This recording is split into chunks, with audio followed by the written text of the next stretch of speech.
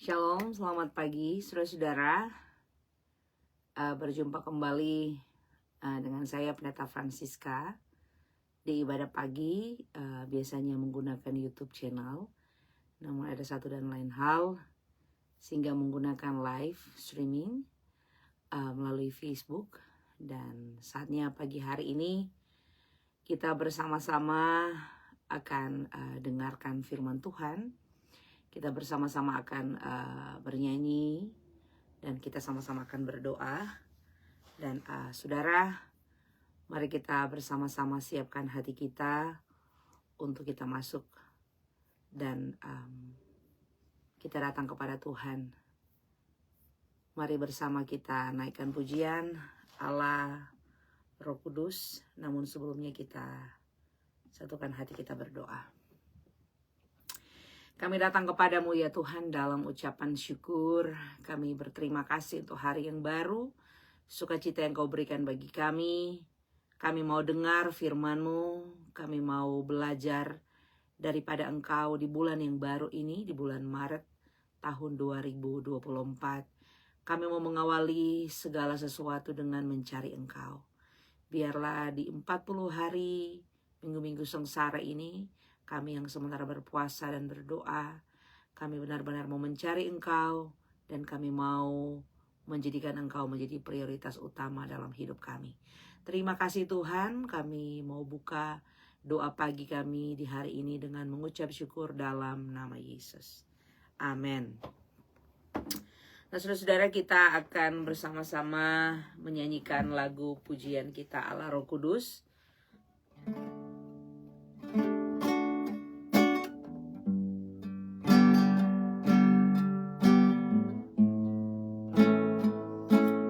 Pujian ini bersama ya. Allah Roh Kudus, penuhi kami. Ku rindu Kau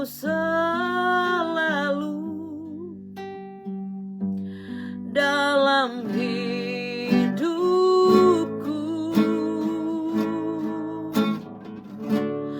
Allah Roh Kudus, ubah hatiku,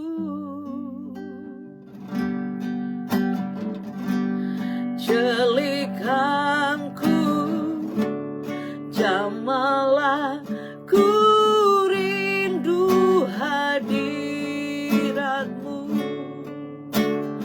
Ku sembah kudus, kudus, kuduslah Tuhan, dan ku sanjung Kau mulia, mulia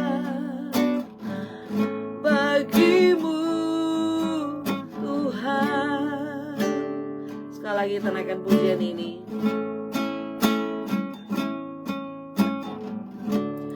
Allah Roh Kudus, penuhi kami.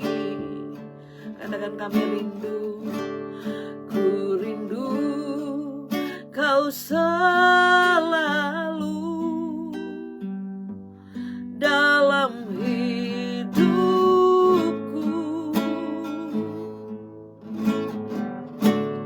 Allah Roh Kudus, ubah hatiku,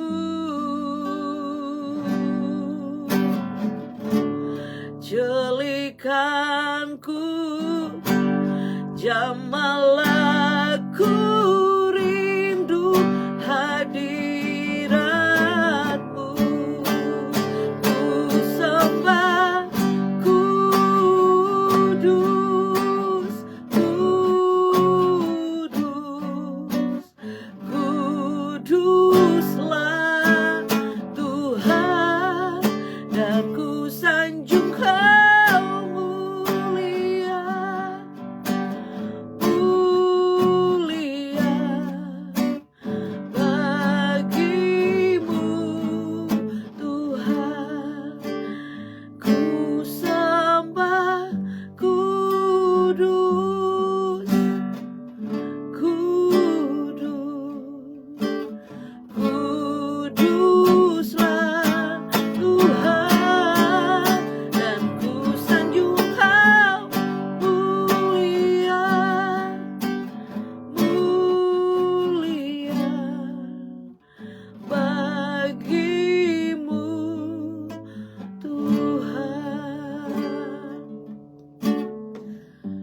bagimu, Tuhan.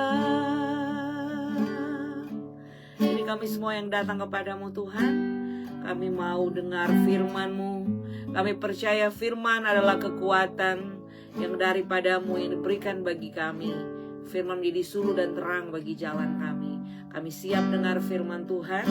Mari umat Tuhan, siapkan hati kita. Firman Tuhan kita akan bersama-sama dengar di hari yang ke-13 ini. Mari kita tetap fokus kepada Yesus.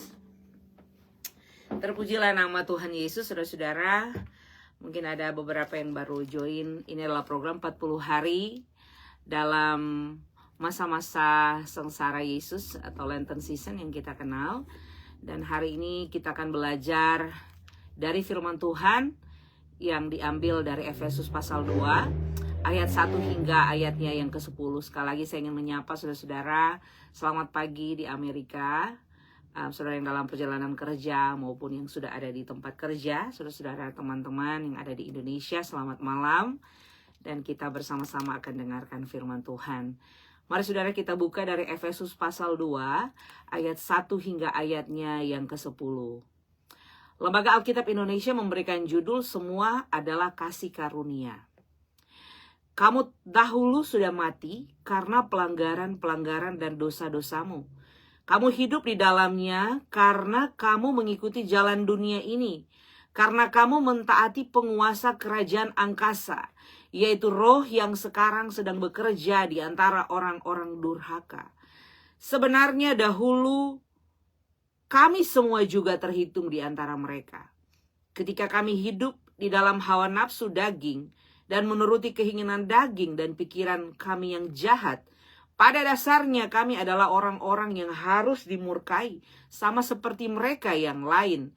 Tetapi Allah yang kaya dengan rahmat, oleh karena kasih-Nya yang besar, yang dilimpahkannya kepada kita, telah menghidupkan kita bersama-sama dengan Kristus.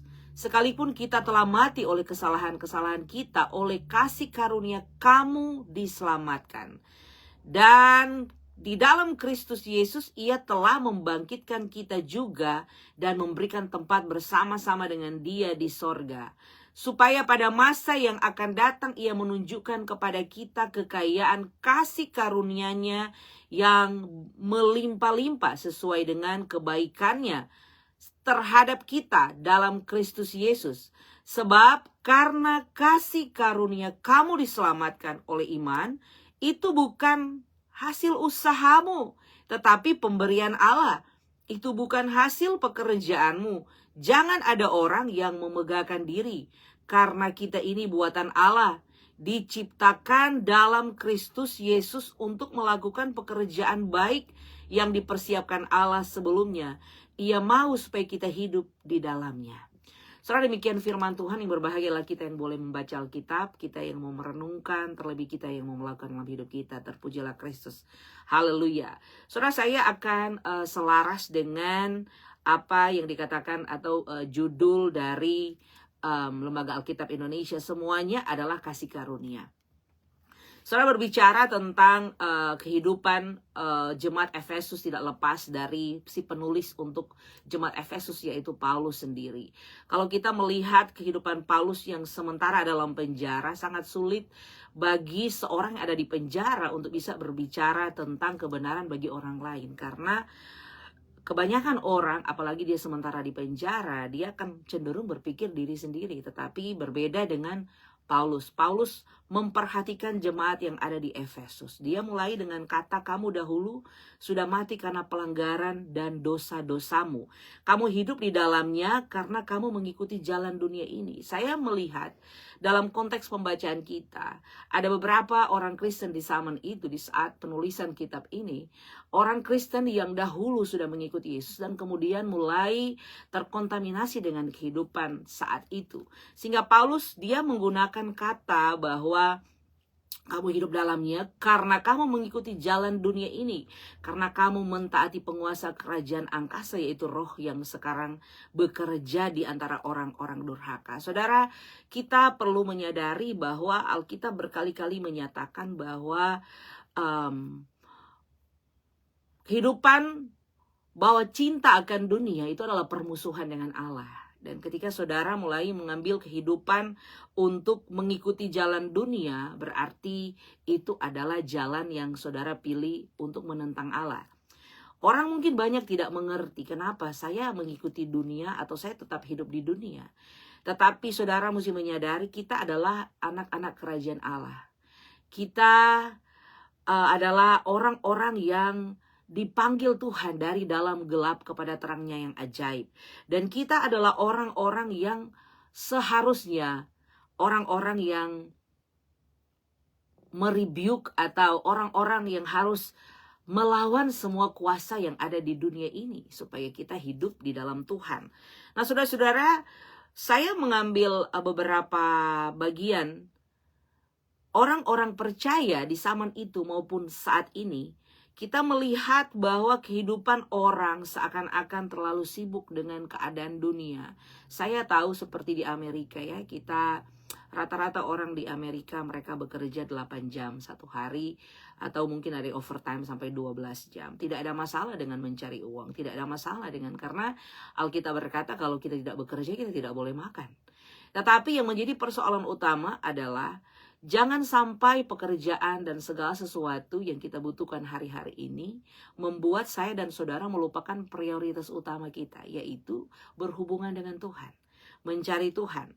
Sehingga Paulus mengingatkan jemaat yang ada di Efesus bahwa berhati-hati, jadi lebih cenderung kepada peringatan. Berhati-hati, jangan sampai keadaan dunia ini menggerogoti kita, sehingga kita tidak mengikuti apa yang Tuhan mau, justru mengikuti apa yang dunia mau.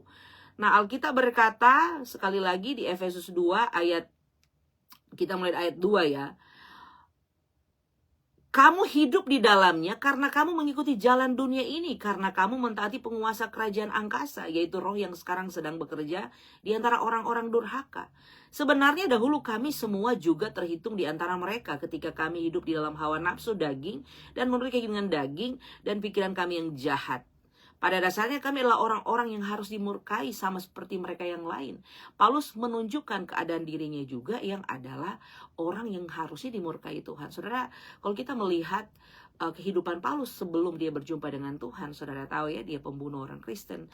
Padahal dia orang yang sangat edukasi, orang yang sangat terpelajar, dan orang yang dilatih oleh seorang guru besar yang bernama Gamaliel, orang yang sangat pintar, orang yang mengerti tentang Taurat, hukum, dan mengerti tentang kebenaran, tentang Allah.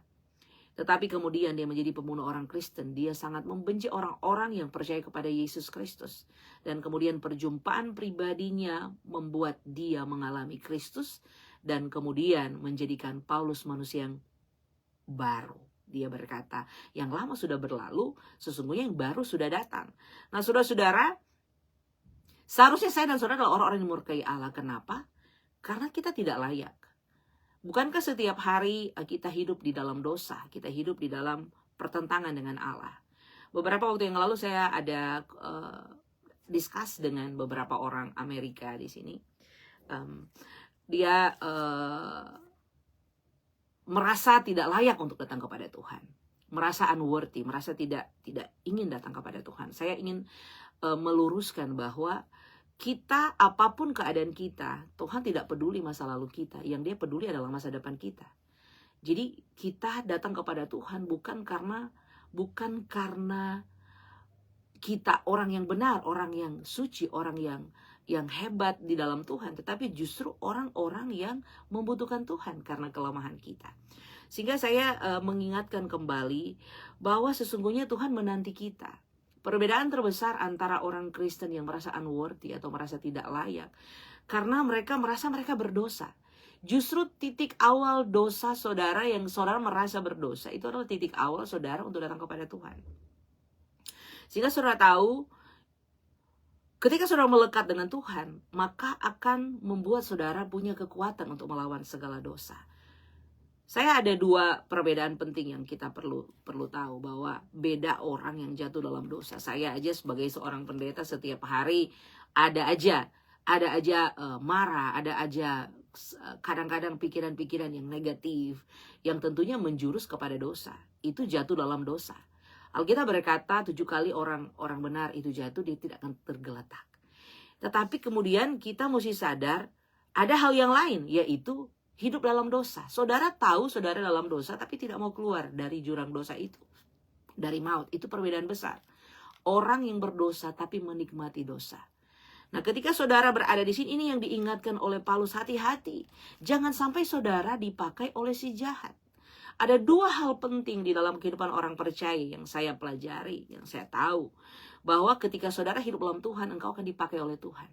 Ketika saudara hidup untuk dunia, engkau akan dipakai oleh dunia dan si jahat. Saudara tinggal pilih. Saudara mau milih berkat atau saudara mau milih kutuk. Itu pilihan ada di tangan saudara. Itulah yang dikatakan free will. Kehendak bebas yang Tuhan berikan kepada manusia. Saudara boleh memilih apa saja. Tetapi pilihan dengan Tuhan itu adalah pilihan yang paling tepat. Kenapa? Karena dari Tuhanlah sumber hidupmu. Dari Tuhanlah sumber kekuatanmu. Dari Tuhanlah sumber berkatmu. Banyak orang berpikir ketika dia mencari dan dia punya banyak uang, itu sudah diberkati. Tapi saudara, ada banyak orang yang berkat dia peroleh, tapi dia tidak bisa menikmati. Nah, hari-hari ini saya ingin mengajak kita semua untuk hidup bersama dengan Kristus. Dan kita hidup bersama Kristus, maka setiap hari kita akan belajar mematikan kedagingan kita. Kita akan belajar mematikan semua dosa kita. Karena sesungguhnya kita tidak punya kuasa untuk melawan dosa. Yang ada, mudah bagi kita sebagai manusia menjadi lemah untuk berdosa. Roh Kuduslah yang memampukan saya dan saudara untuk hidup di dalam Tuhan dengan kuasanya untuk melawan semua dosa yang ada di sekeliling kita. Alkitab berkata dalam ayat yang kelima, Kristus, kita telah hidup bersama-sama dengan Kristus sekalipun kita telah mati oleh kesalahan-kesalahan kita, oleh karena kasih karunia kamu diselamatkan. Dan di dalam Kristus Yesus ia telah membangkitkan kita juga dan memberikan tempat bersama-sama dengan dia di sorga. Supaya pada masa yang akan datang ia menunjukkan kepada kita kekayaan kasih karunia-Nya yang melimpah-limpah sesuai dengan kebaikannya terhadap kita dalam Kristus Yesus. Saudara, tahukah kita Allah sejak awal menciptakan manusia, dia selalu menginginkan manusia hidup dalam kelimpahan berkat dan anugerahnya. Tidak ada sekalipun sedetik pun Allah ingin manusia hidup di dalam kehancuran. Makanya firman Tuhan mengingatkan selalu kita, rancangan Tuhan itu rancangan damai sejahtera. Bahkan kalau saudara, saya selalu mengulang-ulang ayat ini karena ini adalah bagi saya, kalau saudara mengerti betul tujuan Tuhan dalam hidup saudara, begitu mudah bagi saudara untuk tidak masuk dalam perangkap si jahat. Yohanes 10:10 berkata, iblis datang untuk mencuri, membunuh, dan membinasakan.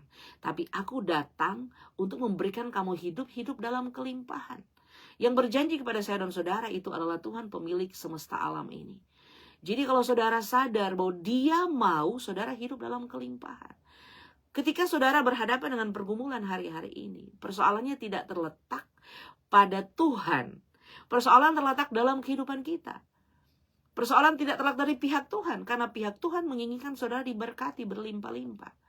Tapi ada pihak yang lain yang tidak mau saudara diberkati. Yang ada dia mau mencuri, dia mau membunuh saudara, dan dia membinasakan saudara. Dia mencuri sukacita saudara supaya saudara bisa dipakai oleh dia, menjadi senjatanya dia.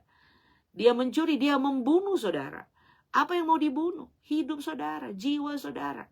Dan dia binasakan, saudara tidak memperoleh kehidupan yang kekal. Itu tujuan si jahat. Tetapi banyak manusia tidak mengerti bahwa kekuatanmu dengan Tuhan akan membuat iblis lari daripadamu. Banyak orang percaya tidak mengerti kita diselamatkan karena kasih karunia, bukan perbuatan baik. Perbuatan baik saya dan saudara tidak bisa membeli anugerah yang Tuhan berikan. Tapi ingat saudara, anugerah yang Tuhan berikan direspon dengan perbuatan baik. Ini yang kita pahami sebagai orang Kristen. Ini yang kita pahami sebagai pengikut Yesus. Bahwa kita tidak bisa membeli keselamatan. Keselamatan itu murni adalah anugerah Tuhan. Karena salib Yesus, karena begitu besar kasih Allah akan dunia ini, sehingga diberikan anaknya yang tunggal supaya barang siapa yang percaya padanya tidak binasa, melainkan beroleh hidup yang kekal. Yohanes 3 ayat 16. Ayat ini menjelaskan bagi kita bahwa semua karena anugerah Tuhan. Semua karena salib Yesus. Tetapi penting untuk kita sadari anugerah yang kita terima, kita harus buktikan dalam tindakan nyata kita. Kita tidak bisa berkata bahwa oh saya sudah diampuni, saya sudah saya sudah diberi anugerah Tuhan, tetapi kemudian tingkah laku hidup kita adalah jahat. Saya tidak percaya orang yang hidup dalam Tuhan, orang yang mengenal Tuhan, orang yang melekat dengan Tuhan, dan kemudian dia hidup dan dia mencintai dosa dan dia menikmati dosa. Itu yang tadi saya katakan, jatuh dan hidup dalam dosa. Itu adalah perbedaan yang sangat besar. Jadi saudara-saudara, penting untuk kita sadari bahwa bukan karena hasil pekerjaanmu, jangan ada orang yang memegahkan diri, jangan karena saudara kelihatan rohani dan saudara bisa menganggap orang lain tidak rohani. Mari ketika saudara merasa saudara orang yang hebat dalam Tuhan, orang-orang yang rohani, mari tujuan utama hidup kita adalah membawa orang untuk mengenal Kristus. Tetapi ada kalimat yang berkata, perbuatan berbicara lebih keras daripada perkataan.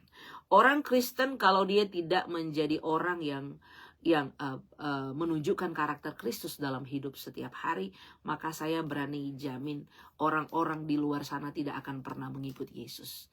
Karena apa? Karena persoalannya keselamatan yang kita terima kita tidak bisa wujudkan dan kita tidak bisa buktikan kepada orang lain lewat tingkah laku kita. Kita Carlota ya, suka jelekin orang lain, suka cemburu kepada orang lain. Ada kalimat yang saya selalu bercanda dengan jemaat, susah lihat orang senang, senang lihat orang susah. Jadi saudara, kalau dalam hidup kita mulai melihat orang lain dan mulai ada getaran dalam hati, saudara mesti cek, there is something in your heart. Ada sesuatu dalam hati. Mari kita mulai keluar dari semua pikiran jahat kita, semua trap atau semua cara kerja si jahat yang coba menawan saudara, pikiran-pikiran negatif, selalu melihat orang lain sebagai competition, sebagai kita semua adalah makhluk ciptaan Tuhan dan kita berjuang untuk mengakhiri hidup kita dan ditemukan Tuhan tetap setia mahkota kemuliaan kita terima. Untuk apa kita memperhatikan orang lain dan untuk apa kita melihat orang lain? Supaya kita termotivasi. Bukan untuk kita menghancurkan orang lain ataupun sebaliknya. Orang akan melihat kita dan mereka hancur karena tidak mampu melihat Kristus dalam hidup kita. Semua karena kasih dan anugerah Tuhan. Kalau kita percaya hidup adalah anugerah Tuhan, mari kita berjuang bersama-sama. Jangan memiliki hati yang berkubu. Artinya hati yang berkubu, hati yang tidak bersih, hati yang selalu miring sana dan miring sini. Kalau bahasa saya sehari-hari saya katakan kepada orang-orang di sekeliling saya, kita harus fokus kepada Tuhan dengan hati yang selalu terjaga kepada Yesus Kristus. Artinya adalah Roh Kudus kita undang setiap hari untuk memampukan kita untuk mengampuni, untuk mengasihi, untuk hidup menunjukkan karakter Kristus. Karena sesungguhnya kita adalah orang-orang yang lemah. Kita adalah orang-orang yang perlu untuk datang kepada Tuhan dan memohon anugerahnya supaya Dia yang menguatkan kita. Nah, saudara-saudara, hari ini saya percaya kita semua melihat bahwa hidup yang Tuhan berikan, kasih karunia yang Tuhan berikan itu tolong jangan disia-siakan. Tuhan sangat mengasihi kita. Tetapi ingat, dosalah yang memisahkan kita dengannya. Saya baru saja mendapatkan satu kata yang luar biasa yang Tuhan berikan kepada saya pribadi. Yaitu Dia berikan kepada kita crazy love. Tuhan mau saudara hidup diberkati dengan cara memohon saudara untuk menerima berkat daripada Dia. Bukankah ini adalah crazy? Orang di sekeliling kita ketika dia ingin memberikan sesuatu kepada kita, maka dia akan menunggu dan saudara yang harus datang. Tetapi berbeda dengan Tuhan. Dia mengasihi saudara karena saudara hidup. Kalau saudara sudah mati, tidak ada pertobatan dalam dunia orang mati. Sehingga saudara, mari bersama-sama, jangan sia-siakan crazy love-nya Tuhan. Kasih yang unconditional love, kasih yang tidak bersyarat itu, yang memohon untuk saudara terima. Maukah kita terima kasih Tuhan itu? Maukah kita terima pertolongannya? Maukah kita terima Roh Kudusnya yang memberikan kita kekuatan? Mari saudara, jangan tunda. Saya selalu katakan kepada jemaat di sekeliling saya, kalau saudara mau berubah hari ini, jangan tunda besok. Besok iblis akan buat saudara menunda besok lagi. Kalau saudara dengar firman Tuhan hari ini, bertobat hari ini. Jangan tunda besok, dimulai dari saya sekarang. Dan saudara mulai bangun relationship dengan Tuhan. bangun hubungan pribadi dengan Tuhan. Sehingga akan mudah bagi saudara untuk hidup melawan si jahat. Saudara tidak dikuasai oleh dunia, tapi saudara dikuasai oleh roh Tuhan. Percayalah saudara, tidak ada yang lebih indah, tidak ada yang lebih hebat daripada kasih Tuhan dalam hidup saudara. Kalau saudara sudah sampai di dalam hati saudara sudah sampai di tingkat I can do nothing. Saya tidak bisa lakukan apa-apa kalau bukan karena Tuhan. Kalau sampai saudara-saudara di tingkat itu, hubungan saudara dengan Tuhan, disitulah kemenangan saudara akan peroleh. Karena sesungguhnya saudara dan saya adalah orang-orang yang dicintai Tuhan, dikasihi Tuhan. Dan Dia bermohon agar saudara menerima kasih, penyertaan, anugerah, berkat yang Dia siapkan bagi saudara. Jadi umat Tuhan, saya percaya milikilah hati yang tahu bahwa anugerah Tuhan sudah berikan. Jangan sia-siakan anugerah yang Tuhan berikan. Fokus kita kepada Tuhan saja dengan memanggil Roh Kudus setiap hari supaya menguatkan saudara untuk melawan tipu muslihat iblis. Sehingga saudara harus yakinkan dirimu bahwa saudara sebagai alatnya Tuhan untuk membesarkan kerajaan Tuhan. Bukan menjadi alat si jahat untuk menjadi alatnya menghancurkan yang lain. Ingat tadi saya sudah katakan, iblis datang mencuri, membunuh, membinasakan. Tapi aku datang memberikan kamu hidup dalam kelimpahan. Pilih mana saudara? Pilih yang kehancuran atau pilih hidup dalam kelimpahan? Pilihan ada di tangan saudara. Mari kita bersama-sama, kita fokus kepada Tuhan saja. Dan pilihlah hari ini berkat, jangan pilih kutuk. Sebagai seorang hamba Tuhan, pendeta, saya ingin semua jemaat Tuhan boleh menikmati berkat berkelimpahan yang Tuhan janjikan. Karena disitulah saudara akan tahu bahwa ini yang aku perlukan. Dunia tidak bisa menjamin saudara apapun, tapi Yesus menjamin hidup saudara dalam kelimpahan. Karena banyak orang Kristen, dia memiliki pemahaman kelimpahan itu adalah kelimpahan berkat. Punya rumah mewah, mobil mewah, punya segala sesuatu yang saudara bisa banggakan, kehormatan, reputasi, pekerjaan yang hebat.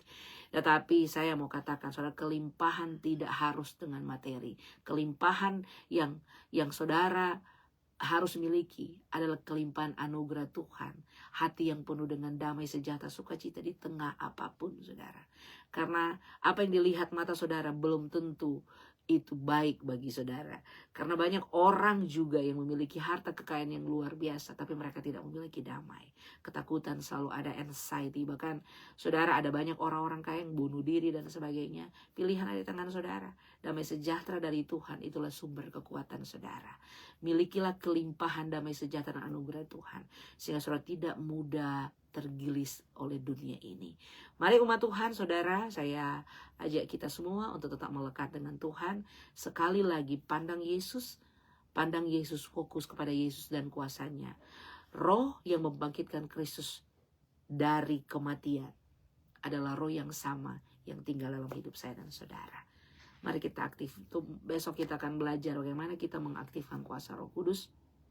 Dan hari ini, mari saudara, kita yang mau didoakan, dan yang saudara boleh teks, boleh message, boleh komen, dan kita akan berdoa bagi saudara. Biarlah firman Tuhan memberkati kita semua di hari ini. Dan selamat pagi bagi saudara yang ada sekali lagi yang ada di Amerika, yang sementara dalam perjalanan untuk kerja. Dan selamat malam bagi saudara beristirahat yang ada di Indonesia. Biarlah firman Tuhan hari ini akan membawa saudara semakin mengenal, semakin tajam bahwa saudara adalah orang yang sangat dinantikan Tuhan dan sangat dikasihi Tuhan. Hidup di dalam Dia, jangan hidup mengikuti dunia. Amin, saudara. Dan mari kita bersama-sama, kita akan berdoa. Dan saya juga akan berdoa bagi saudara yang sakit, saudara-saudara yang di Amerika ini, ada saudara yang sementara mencari pekerjaan dan lain-lain. Saya percaya ketika kita berdoa bersama, di situ ada kekuatan Tuhan. Dan kita berdoa bagi saudara yang sakit disembuhkan di dalam nama Yesus. Mari saudara kita satukan hati, kita berdoa.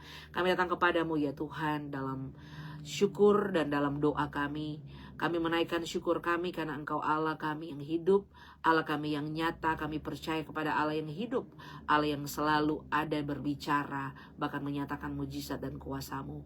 Berdoa bagi semua saudara-saudara yang menonton, yang menyaksikan, yang sementara live ataupun nanti sebentar. Tuhan, ada beberapa yang akan, saudara-saudara kami yang akan mengikuti program ini. Tuhan, biar kami semua diberkati oleh Tuhan. Yang ada di Amerika, biar semua kami dalam persiapan hari yang baru, sukacita yang baru. Kami percaya pekerjaan kami diberkati, dan kami bukan hanya memohon berkat Tuhan, tapi kami belajar untuk menjadi berkat bagi banyak orang, menjadi alatnya Tuhan membangun kerajaan Tuhan ditegakkan di dunia ini. Terima kasih Tuhan, kami berdoa bagi saudara kami yang sakit disembuhkan di dalam nama Yesus. Apapun sakitnya, apapun nama sakitnya, kanker kah itu, ginjal, gula darah, darah tinggi, apapun nama penyakitnya, di dalam nama Yesus, nama di atas segala nama, menyembuhkan, memulihkan. Engkau tabib yang ajaib, dokter yang ajaib, menyembuhkan segala sakit penyakit kami. Maka itu apapun itu di dalam nama Yesus Tuhan. Hamba berdoa mujizat-Mu masih ada. Jika Engkau mau, Engkau dapat menyembuhkan kami. Tuhan, kami berdoa bagi setiap keluarga, setiap pribadi yang memiliki pergumulan apapun itu, Tuhan berikan jalan keluar. Karena kami percaya sumber kehidupan kami adalah daripada Tuhan sendiri, dan sumber jawaban doa kami adalah daripada-Mu Tuhan. Hamba berdoa ya Tuhan bagi saudara juga sekeliling yang sementara mencari pekerjaan, biar Tuhan buka jalan supaya boleh dapat pekerjaan dan boleh menghidupi keluarga, menghidupi pribadi, dan kami menjadi berkat bagi banyak orang. Terima kasih Tuhan, diberkati kami semua, karena kami percaya bahwa Engkaulah Tuhan dan sumber segala kekuatan kami. Terima kasih Tuhan, biarlah kami tetap setia untuk mencari Engkau, dan kami percaya kuasa-Mu, kami percaya Roh Kudus memampukan kami semua. Terima kasih Tuhan, ini doa syukur kami, yang kami bawa di dalam nama-Mu Yesus Kristus Tuhan, yang adalah sumber hidup kami. Kami bersyukur, kami berdoa. Haleluya. Amin. Umat Tuhan, sekali lagi program ini available every day, setiap hari. Ini adalah hari yang ke-13 dan besok kita masuk hari yang ke-14. Mari saudara tetap kita di program yang sama, dan saya berharap, saya berdoa saudara-saudara tetap bersama-sama untuk menyaksikan program ini, dan mari kita saling support dan saling mendoakan satu dengan yang lain, biar Tuhan memberkati saya dan saudara. Shalom, selamat pagi di Amerika dan selamat malam di Indonesia. Tuhan Yesus memberkati kita semua. Sampai berjumpa besok di program yang sama, 40 hari masa-masa Lenten season ya. Kita berjumpa tomorrow. Tuhan Yesus memberkati kita. Shalom.